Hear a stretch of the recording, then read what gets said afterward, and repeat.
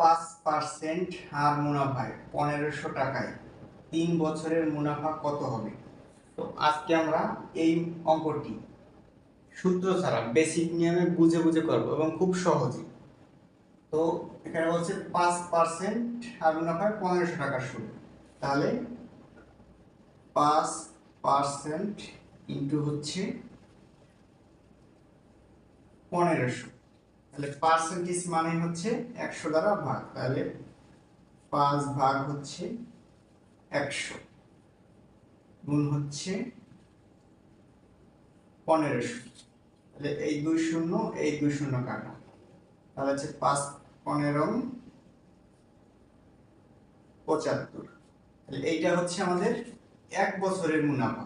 এখানে চাইছে কত? 3 বছর, এটার সাথে আমরা 3 গুণ করে দেব, তাহলে 75 এর সাথে যদি আমরা 3 গুণ করি তাহলে এটা হচ্ছে 225, তাহলে আমাদের উত্তর হবে অপশন এ 225 টাকা।